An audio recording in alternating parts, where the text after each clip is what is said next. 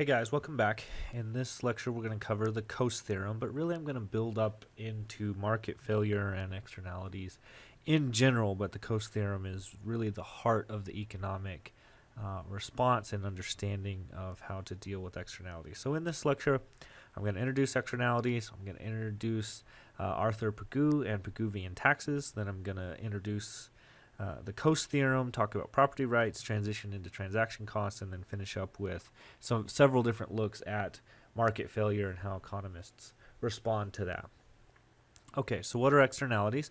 Externalities are costs or benefits imposed by a transaction on an actor not a party to the transaction. Okay, so that's a fancy way of saying if somebody does business with another person, so party A does business with party B, and party C gets affected by that positively or negatively.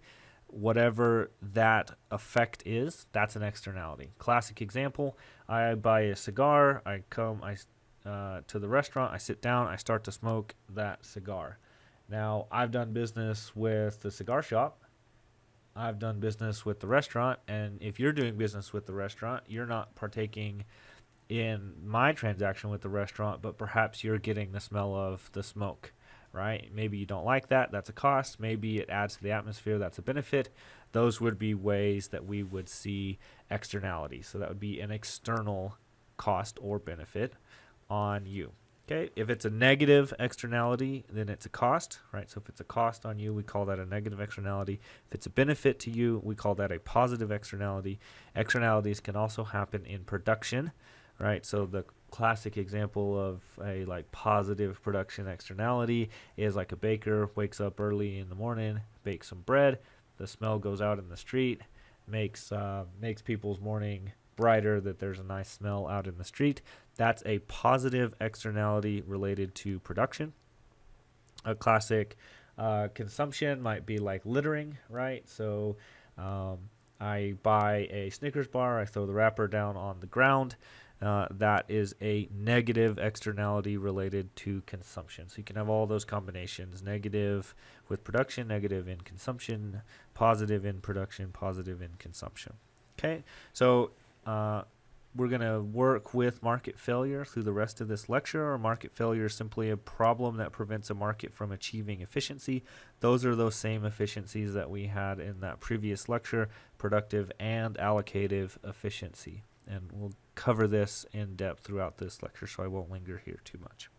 Now, Arthur Pigou introduced us to two very important ideas that are associated with externalities and market failure, and this is the idea that cost can be private or it can be social. So a private marginal cost is the cost to the producer of producing another unit, right? Whereas social marginal cost is the cost to the producer of producing that next unit plus those external costs, right? So what does that look like?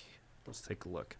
So if we just map all the costs, right? So think back to your supply and demand. You're getting a private supply curve, private relationship of the cost to the output, right? But if there's some external cost, then the distance between the total cost to society and the cost to just the producer will be non-zero, right? So there's this cost associated with this particular good. So let's look for a second at a negative production externality. Classic example of this might be something like pollution. Okay, so initially the market's in equilibrium, right? It's right here. Looks like my white line isn't lined up so good, but it'll have to do in a pinch. And we get this market clearing situation, Q1, P1, right? And so the market, when it only takes into account the private costs and the benefits, right? Demand comes from the benefits of consumers. Then we're going to get this prevailing price quantity pair. So we get this much produced and it's going to sell. It's going to clear at the market rate of P1, right? So whatever that price is, okay? But that doesn't represent the real total cost because there's these external costs, right? So in this case, we're thinking about pollution. So we say there's this much cost, right? So whatever this between P1 and wouldn't really be P, but like MC1, right? Up here, the distance between those things that's that external cost, right? So let's just give these a number just to make the example easy. Let's say the prevailing price is $5, right? And there's an external cost of $1 per unit. So this distance right here is $1 per production unit of external costs. Every unit that's produced, it has $1 of cost to society, right? If that's internalized, we'll talk about how that happens more later. If that's internalized, if it's caused such that the people that are producing the good, instead of working with this social cost, their cost goes up by $1 per unit. Now they're working with the social cost rather than the private cost. I misspoke a moment ago. Then we'll get this prevailing curve, right? This prevailing curve. And instead of having this equilibrium situation, we'll get this one straightforward supply and demand analysis that everyone's accustomed to by now, right? And the quantity produced will go down and the price will go up, but of course it won't go up by $1, right? Because part of the production, part of the external cost is borne by the producers, part of it's going to be borne by the consumer. So perhaps we get some in-between number, and P2 is something like 5.5, right? And so we can see that there would be loss in this case, deadweight loss, right? If we produce at this unit, right? So the efficient, taking into account the total cost production, would be Q2. But we're actually producing at Q1, there's how much cost to society? Well, all of the cost that is in excess of the benefits is what we would call deadweight loss. So this triangle right here would be inefficiency. That would be welfare loss. Okay, so we have 4 different types, of course, exactly related to the ideas we had a second ago: negative, positive, producer, and consumer related externalities. If we have a negative externality, we're going to get overproduction because there will be too much of it. If there's a positive externality and not all of that benefit is internalized, then we will actually underproduce, right? And then if the if the externality, whether it's a benefit or a cost, is on the producer, it will be reflected in supply. If it's on the consumer, it will be reflected in demand. Just so you're comfortable with this sort of basic idea that we're showing here. Obviously, this in particular is a negative production externality, but if we had a negative externality related to demand, right, then demand would be lower. If we had a positive production, then supply would need to be greater. If we had a positive consumer, then it would need to be reflected in demand. So all those different combinations, but everything, all the math, etc., works out the same here. Okay, so let's talk about Arthur Pigou. So Arthur Pigou is an economist. He really advocates for 2 big ideas, right? And the first of these things is widespread market failure. So he's arguing markets operate, but there's market failures all the time because there's all these issues. Principal among them is externalities. This causes us to have excess bad goods, like pollution, and too few good goods, like research and development. And he proposes what he calls, or I guess maybe it came to be known as, Pigouvian taxes. He proposes corrective taxes. Okay, so what do? You set the tax equal to the damage that is done, equal to the external cost. And this internalizes external cost. How does it do that? Well, if you're a producer and your supply curve looks like this and there's a $1 tax levied on you, what would that look like? It would shift your supply curve up like that. It has some elegance, admittedly, right? And maybe if you were right in some particular way about these things, then that would be the case. Of course, it overlooks many things. How do you know what the damage from the external cost is? How do you know what the potential foregone benefit is? This is where it's important for us to realize one of the sort of lost to history lessons of economics, right? Which is value is subjective and marginal, right? You only know what the value of something is by what it is that people are willing to give up for it, right? And so that means that it's both subjective, right? So Austrian economists highlight this really well, right, when they say let's look at cost, let's look at opportunity cost, and say you have a limited number of gallons of water at your disposal, right? And you have three different things you want to do with your water. You might want to drink it, you might want to water your garden, and you might want to wash your car. Okay, so how valuable are each of those things? Well, for some of you listening, you may have a garden. It may be very reasonable for you to understand how valuable it is to water a garden. Some of you may not. You may not care about that. Some of you have gardens and don't care about them much. Some of you have gardens and care about them a lot. Same with your car. Some of you may wash your cars regularly. Some of you may not wash your cars at all. Although on a windy West Texas day like today, maybe all of our cars need washing, right? This highlights that value is subjective, but it's also marginal, right? So everyone recognizes the importance of drinking clean water, right? And there's still subjective value there, but we have a more common human experience related to that. However, I happen to have a large glass of water sitting here right next to me, and so the marginal value of a gallon of water might be pretty low for the purpose of drinking, right? But perhaps you just got finished working out, and you might be very thirsty, and so the value of that water for the use of washing your car might be very low relative to the very high value you're placing on actually rehydrating and drinking that water, right? So it's hard to know what to set these taxes to, and it's impossible to know what to set these taxes to. And so, defenders, proponents of this will say, well, that's true, but we'd like to at least move it in the right direction, and so you might err on the side of smaller taxes rather than larger, etc.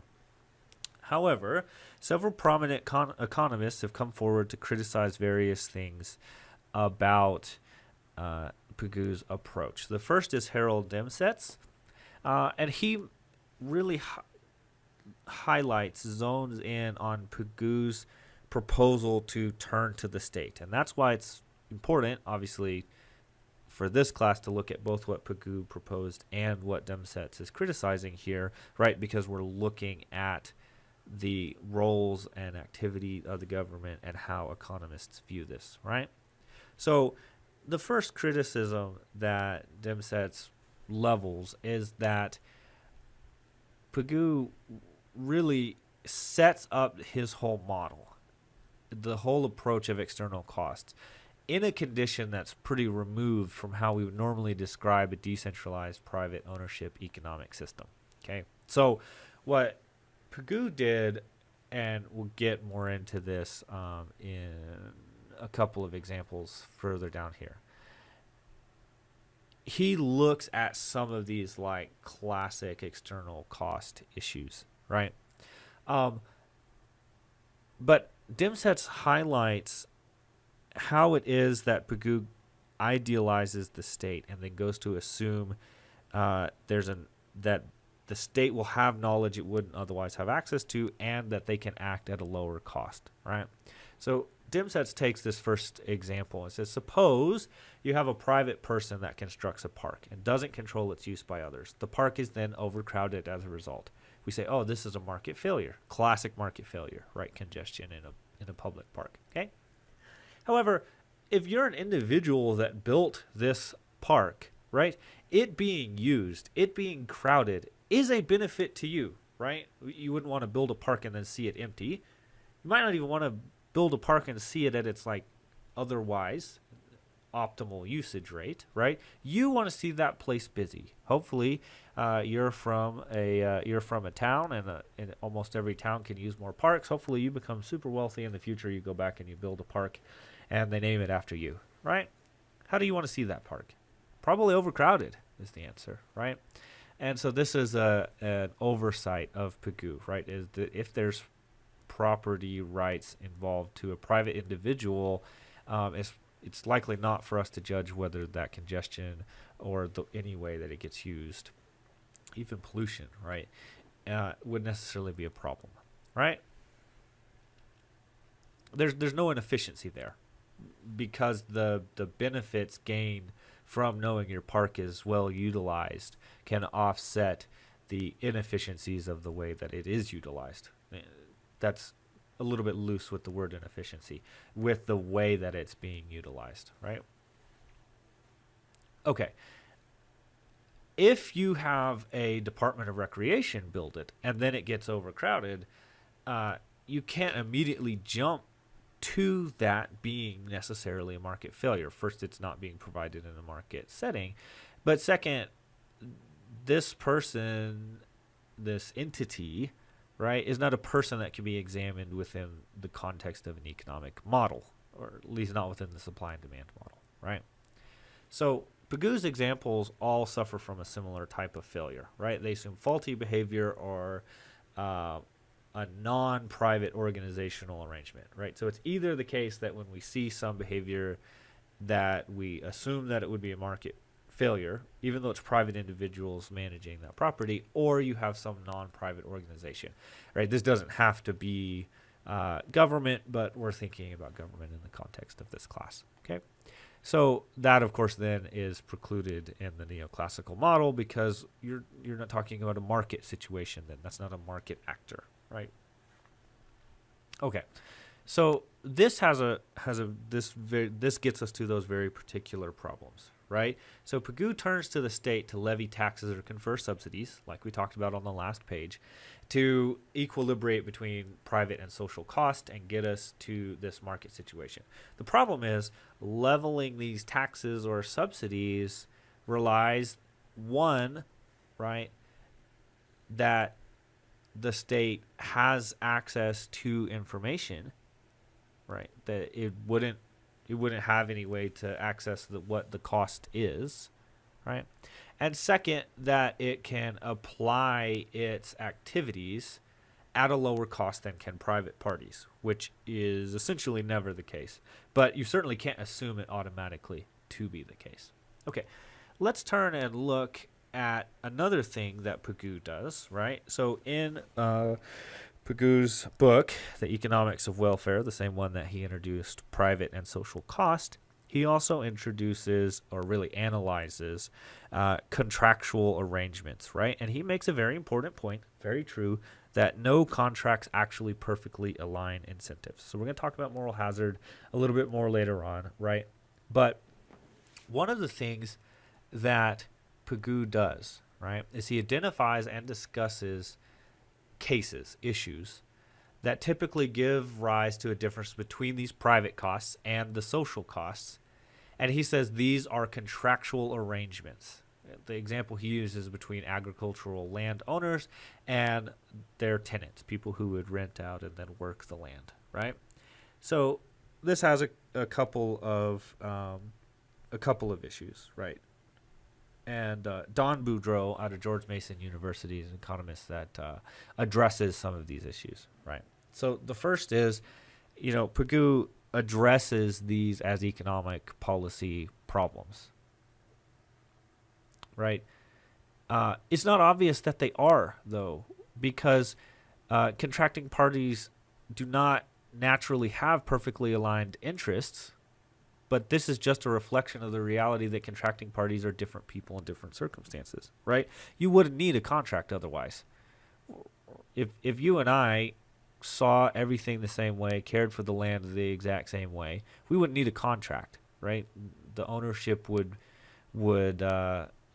naturally take care of it by incentive alignment, right? There'd be no need in the first place for contracts, or at least not a contract that specifies anything other than, how much I'm going to pay you for working and how much needs to be produced, right? Because these contracts are really valuable for the other things, right? For what happens if you don't hold up your end of the bargain. That's what contract is really valuable for. We could have a super simple contract that says you produce 10 and I pay you 20, and we call it a day, right?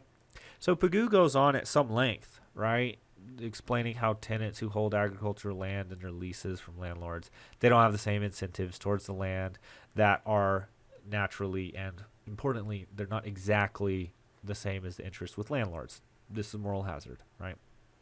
Okay, Pagou looks at all different kinds of contracts, legal rules, customs, statutes, etc., that try to deal with these divergent interests, and of course, some perform better than others, but none of them perfectly align those interests between the two parties. Okay. Now, this is where there's a couple of mistakes, right?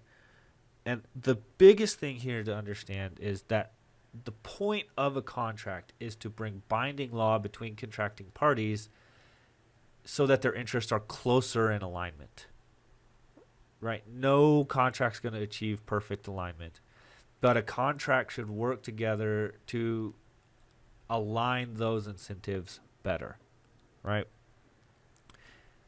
The question then fundamentally is cost.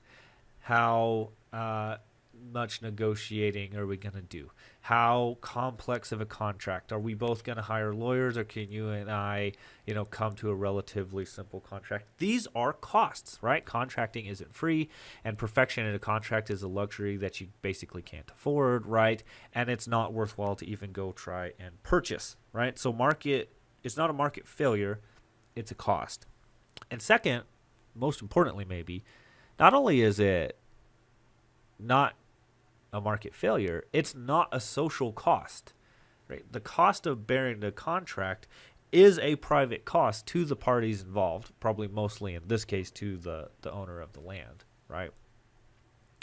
And so you're just then, costs are what markets are designed to handle, right? And so you're just going to see a natural progression whereby situations that are too complex and too hard to align the incentives, that market doesn't exist.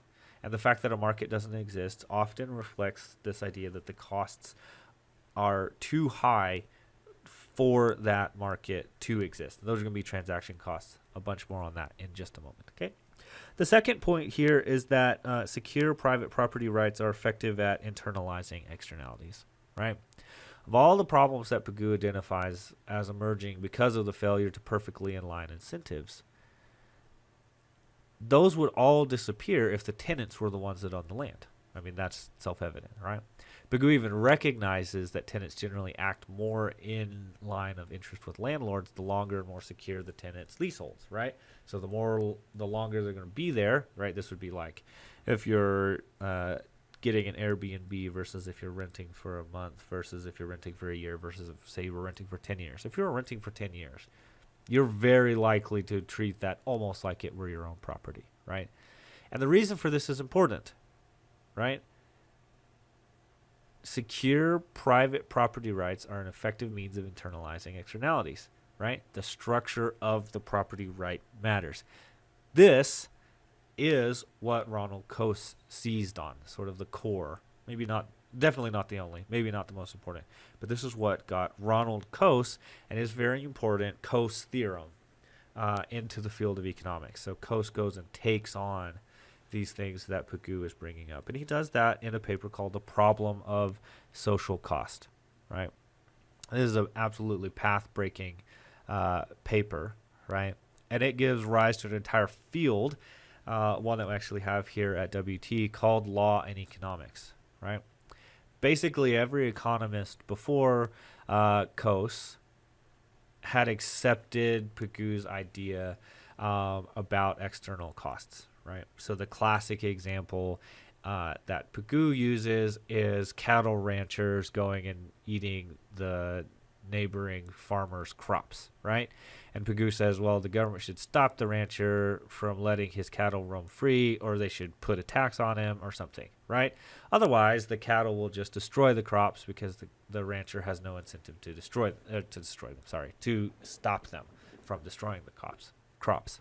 Okay, so Coase comes along and challenges this view. He points out that if the rancher had no legal liability for destroying crops, if the transaction costs were zero, or really just if they were low, the farmer could come along and reach an arrangement with the rancher under which the farmer paid the rancher to cut back on his herd of cattle such that they don't end up needing to go on his land, that they could all stay on the rancher's land, right? This would happen if the damage from the additional cattle exceeded the rancher's net returns on these cattle, right? So if the rancher's net return on a steer was $2, the rancher would accept some amount over $2 to give up the additional steer. The steer was doing $3 worth of damage to the crops. then the farmer would be willing to pay the rancher up to $3 to get rid of them. Therefore, you're going to have room for a mutually beneficial bargain to be struck, right? Okay, so now take a case where the rancher is liable for the damage caused by his steers, right? Economists thought the number of steers raised by the rancher would be affected, right? But Coase can then show the same idea in reverse, right? The only thing affected would be the wealth of the rancher and farmer. And this is really important, right? If these two can bargain, then by holding the rancher liable for what's happening, the only thing that'll change, the size of the herd should be the same, right? The only thing that should be affected is the wealth of the rancher and the farmer. And this should be a counterintuitive. I'm sure most of you listening, this is not going to be something that is intuitive to us, right? Only the wealth should be changed. The number of cattle and the amount of crop damage should be the same, right? Because the farmer would insist that the rancher pay at least $3 for the right to have that extra steer. But because the steer is only worth $2, he'd be willing to pay only up to $2. Therefore, the steer would not be raised, and the outcome would be the same as if the rancher were not liable, right? This is an absolutely stunning insight. I mean, this is true brilliance, right? It means that for the case of government intervention, it's much weaker under the situations that Pigou had previously argued for, right? Now, what's really interesting about this is it took Coase a while, or really not a while, but his initial reception in the field of economics was pretty bumpy, right? So the still a great university for economics today, University of Chicago, but especially great during this time period, right? Economists like George Stigler thought Coase was making a mistake, right? So much so, in fact, that Stigler actually invited Coase to come over to University of Virginia, the classic school of economics, University of Virginia. We still have sort of economists that identify as Chicago School or Virginia School economists, right? So here's an interesting quote from Stigler, who recalled how that event went when they had summoned Coase. Quote, "We strongly objected to this heresy. Milton Friedman did most of the talking, as usual. He also did much of the thinking, as usual. In the course of 2 hours of argumentation, the vote went away from 20 against and 1 for Coase to 21 for Coase. What an exhilarating event. I lamented afterward that we had not had the clairvoyance to tape it." End quote. Stigler himself had labeled Coase insight what came to be known as the Coase theorem, which, simply put, right, is if transaction costs are low and property rights are clearly defined, private bargains will ensure that market equilibrium is efficient even with externalities. Okay, so it might be a little bit foggy sort of what all is happening here because, we're in some fairly deep waters, right? 20 top flight economists of the 1960s didn't grasp this right away. I would expect you to grasp it in a couple of minutes. So let me highlight it. There's 3 key lessons that come out of the Coase theorem. One is property rights are very important, and the structure of property rights is very important. Bargaining is very important, and therefore transaction costs and their role in bargaining are very important. And maybe most critically, and I would say one of the things that is most frequently lost, if you were to take this class from another economist, they might teach this, they might not put this one in there. Externalities are bilateral. Okay, so before I do an example that tries to tie all 3 of these together, let's go back to me smoking a cigar. Okay, so is me smoking and putting smoke in the air, is that pollution? Is that an externality? Okay, your reflex is to say yes. Everyone who hears this example the first time through definitely says yes. But let me highlight something for you that maybe make you rethink that. If I go to a restaurant and I smoke this cigar and you sit next to me and you don't want me to smoke a cigar next to you, there's an external cost. You're bearing a cost. If I instead go to a cigar shop and I go and I smoke a cigar, people will be around me doing something very similar to what you were doing, right? Maybe eating and drinking. They're not at all opposed to me smoking a cigar in that setting, right? It's the exact same thing, except it's not an external cost to them, right? Now, suppose I took a cigar and I go off into my hypothetical Colorado countryside retreat, and it's just me and the clear air, and there isn't a soul within 100 miles of me. Now I smoke a cigar. Is there external cost? Of course not, right? Because it takes two to tango, as it were. It takes two to tango. Externalities are bilateral. It is an external cost for a cigar smoker to smoke and have that smoke be in their neighbor's face. At the same time, it is an externality for the person standing next to the cigar smoker to want clean air. And you're saying, well, human right to clean air and whatnot, right? Okay, and so you're going to make some kind of normative case for this, but you have to recognize that what it is that is exerting some kind of right or value upon that property is what's causing there to be an externality. Externalities are bilateral. Let's look at an example that highlights all three of these things. Let's say you, on your Friday evening, are out on your porch, and your neighbors are playing their music very loud. They're having a party and quite enjoying themselves, right? Now, weirdly enough, there are property rights already involved, right? Because you own your land, they own their land, and everybody's on their own property, right? So there's no trespass of property here, okay? But they are bothering you, and simultaneously you are bothering them by preferring there to be quiet on this Friday night. So you're imposing a cost on them if you go over and ask them to be quiet, just like they're imposing a cost on you if they play their music loud and ruin your nice, quiet Friday evening, right? Now, suppose that you shouting at them and them shouting back at you doesn't solve anything and the government has to get involved, okay? How can this be solved? Well, the answer is by simple assignment of property rights.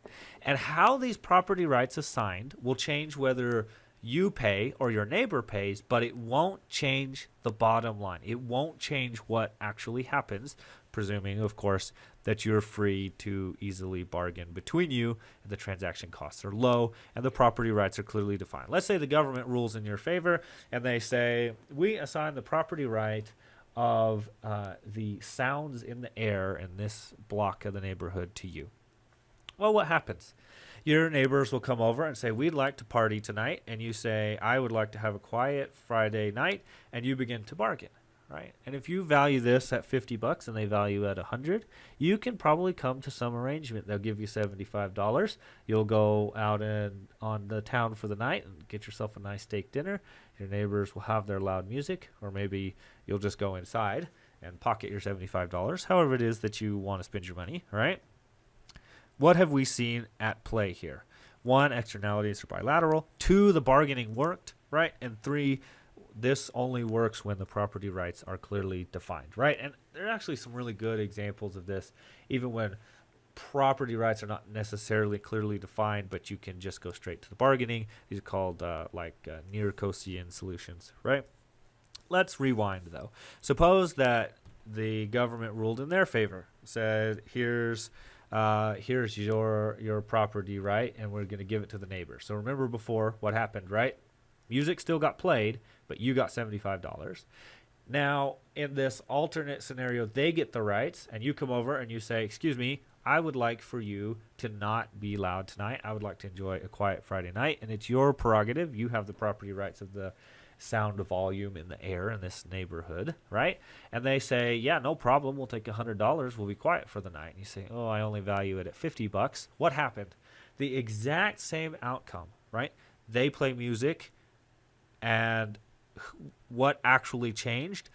Who it is that had the wealth at the end of the night, right? So in the sense that they got the property right, then you didn't end up getting paid. In the sense that you got the property right, you got paid, right? Okay. This is actually closely related. It actually is, right, that section of the analysis is what we call the invariance principle. The invariance principle. So the invariance principle is the idea that when property rights change, the employment, who owns the property rights, how they get used will not change, assuming transaction costs are low, but rather only who it is that gets paid for those property rights. We call this the invariance principle. Okay, so I've said transaction costs enough now. It's time to actually talk about them, right? A transaction cost is any cost associated with engaging in an economic activity, and it has three elements: triangulation, transfer, and trust. I first heard about these from Mike Munger. I'm sure he would give credit to his professors and people that he learned them from, but I'm going to give Munger credit because that's where I heard it. I think he would give credit to Douglas North, but he says, okay, there are three elements to transaction cost. So a transaction cost, when we think of what does it cost to buy something, what does it cost to purchase something, we think of the dollar amount. But we know, and in fact we make decisions on, the total cost, the transaction cost. These are any and all costs associated with it. Here's a good example. Suppose you're hungry for dinner, as I am now, and you want to go and purchase some dinner. And you think about what the cost is. I'm going to go to Chick-fil-A. I'm going to buy chicken nuggets, and chicken nuggets cost $12 for a meal, right? But you know, this time of night, everybody's going to Chick-fil-A. So you have to sit and wait in line for a long time, right? Well, in that scenario, you're recognizing that the transaction cost, the time spent, right, waiting, the gas driven in your car, the time spent in your car, the opportunity cost, what else could you be doing with your time? These are all elements of what goes into, and you've made this type of decision all the time. I'm sure you've gone to a restaurant you really wanted to go to, and they said the wait's an hour, right? Or you had a craving for food that is at a restaurant that is very far away. My wife and I, one of our favorite restaurants ever is in Albuquerque, New Mexico. It's actually long gone out of business now, but even back when it was open, we used to occasionally say, man, I wish we could go over there. Well, we could have, right? But that's a 4-hour drive, one direction, 8-hour drive round trip. And we didn't want the food that bad. So the transaction cost, the totality of it was too high. Okay, so Mike Munger says there are three elements to transaction costs. These are triangulation, finding it, right? So this probably could have several nuanced elements to it too. I always love thinking about food in this context because, I'll always have these restaurants I drive by and I think, oh, I should go there, right? And then I forget whenever I'm actually hungry. This is an element of triangulation, but triangulation, right? So you got to find the thing. I recently had to purchase a new vehicle. Turns out, there are many places, not only in cities, but dealerships, private individuals, online companies. I could go to Craigslist just as I could go to the Honda dealership, right? And so I had to find the thing that I wanted to buy. And this actually is a high cost with a car. It's a high cost, right? Because you have to search through many postings and you have to look and compare the year and the mileage and the price, right? And you have to determine all the features and specs, and then you have to think about comparing different trim levels, etc., right? So other things are easier to triangulate. If you wanted a Snickers bar, where would you get one? Well, an answer immediately popped into your mind, right? The nearest gas station, the nearest grocery store, the nearest Walmart. That's where you would go and get one. Good chance that they would have one, right? And of course, you can repeat this example for virtually any item that it is that you would want to buy. Okay. Second is transfer. How is it that you get that item? Right? Because some things we have to go and pick up, some things we order and they come to us, some things we buy and they're, digital, they're online delivery, some things have to be shipped, on and on and on. This transfer is a big issue, right? Sometimes this would just be effort, right? Suppose that my neighbor is moving and they have a couch and they want to give me this couch, right? How is this triangulated? Well, they have to walk up to me. And this actually happened. I had neighbors move that were across the street and they had a safe and they said, well, we're going to sell the safe. Do you want it? Right? Well, what are they doing? Right? Turns out transaction costs are important for both buyers and sellers. They're trying to find a buyer. And so naturally, the first place to look is me, their close friend across the street. I was actually pretty interested in it, but they were moving quickly and it was a busy time in our life, so we didn't end up buying it. But the transfer would have been an issue too, right? It's a big, heavy safe.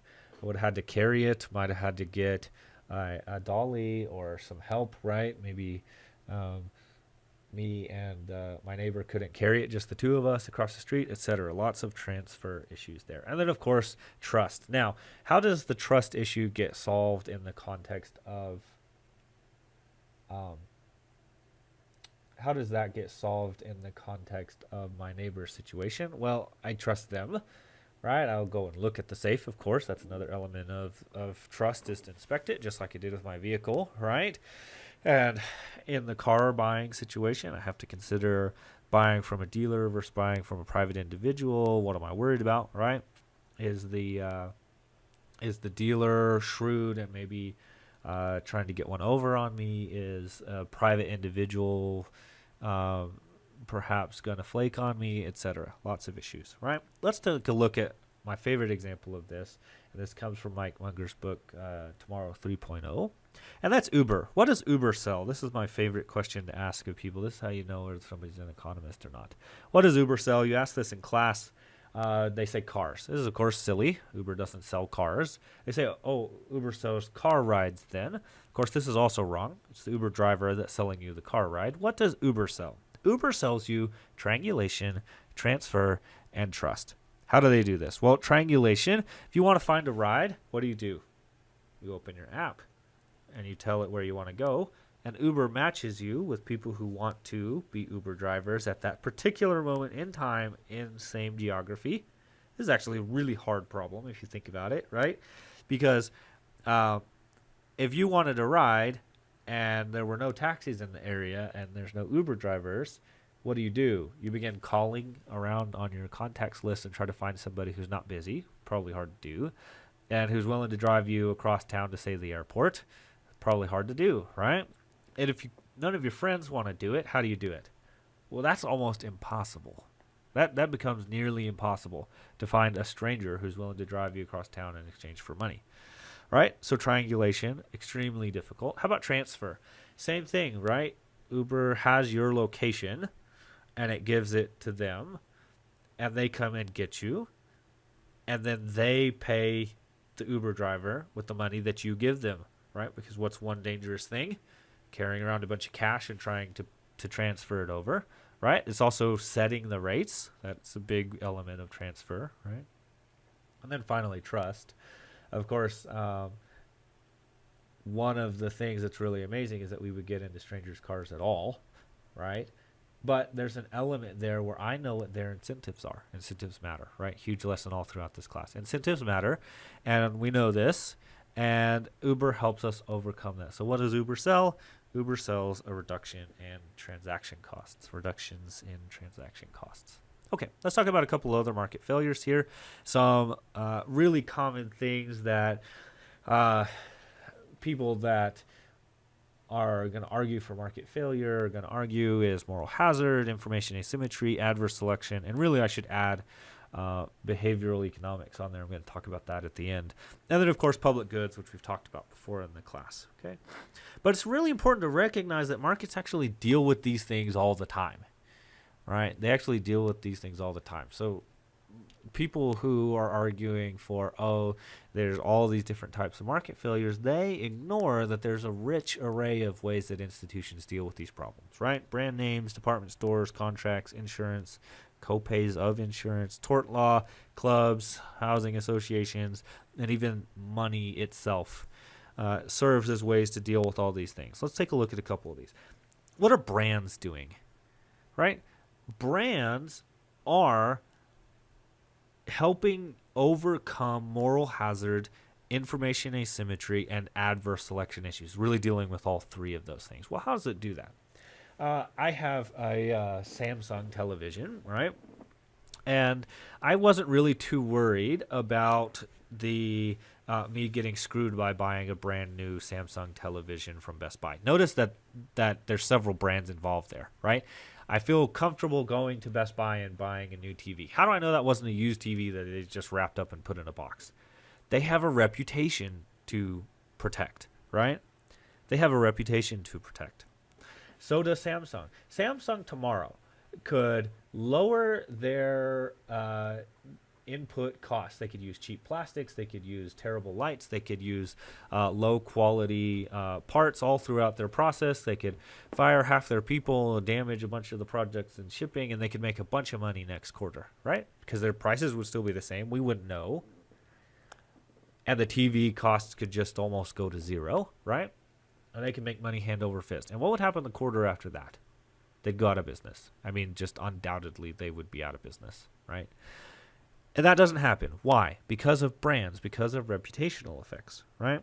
So what do department stores, clubs, housing associations, what do they deal with, right? They deal with public good issues, right? We already talked about department stores, so let me focus on the other things, right?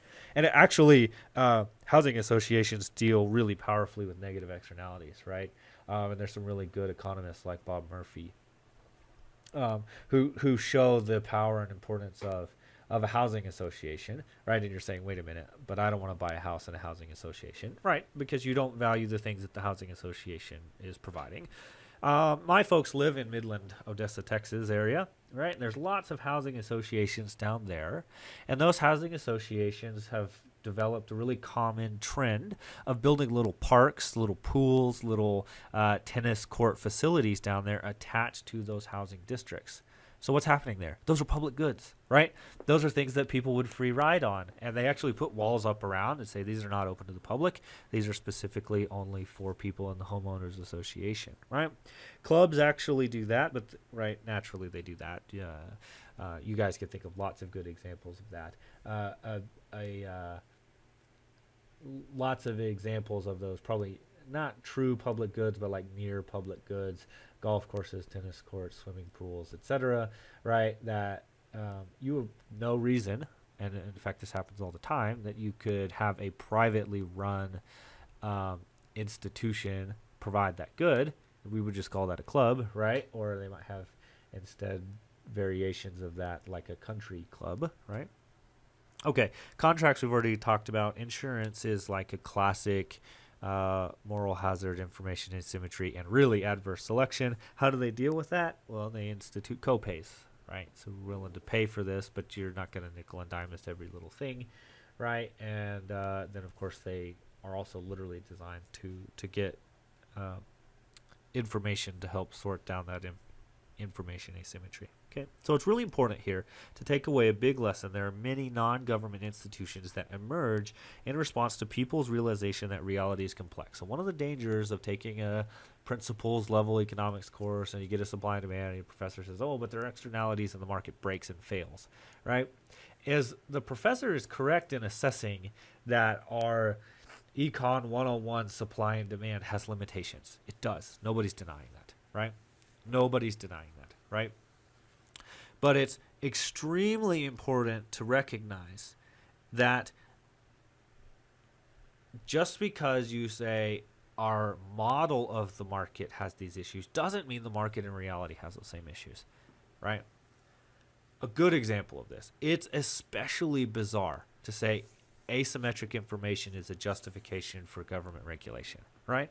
As a buyer, I might have way less information about a transaction than the seller who I choose to buy from. It's really important, right? I choose to buy from them.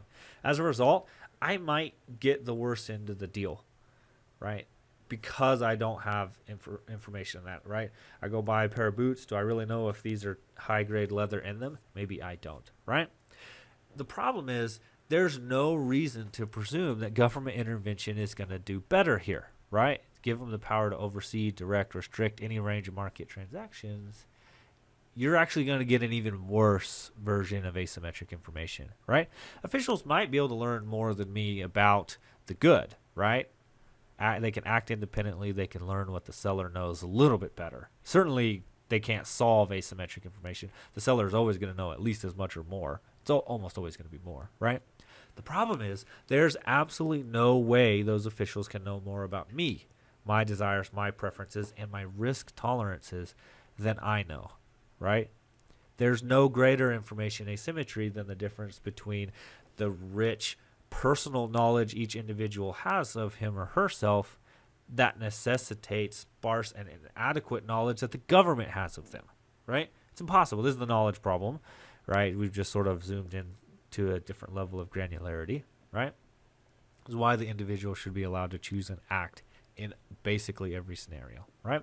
So if your information asymmetry justifies caution in private market transactions, then it's got to justify at least that much caution in any situation where we'll be looking at government intervention, right? It is, in other words, mistaken and unscientific to assume that a way in any political transaction activities, they and information asymmetries that, when these are believed to be spied in private transactions.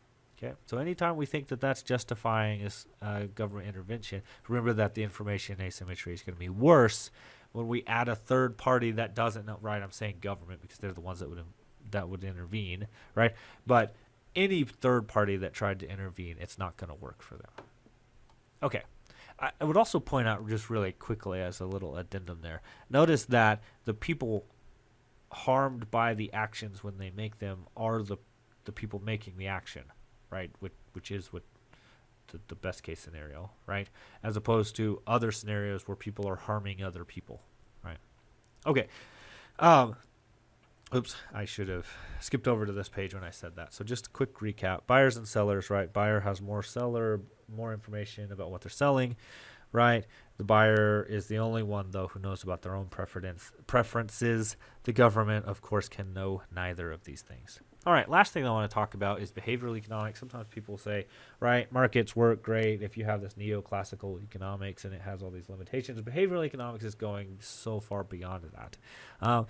And behavioral economics is important because it does help us learn about human behavior. So for those of you that don't know what behavioral is, we haven't offered a course in behavioral here at WT in some time, right? Behavioral economics just sort of studies that interaction of psychology with human choices. Notice that when I introduced this course, I said that, right? This is a course about human behavior, but psychologists often identify sort of systematic irrationalities in human behavior.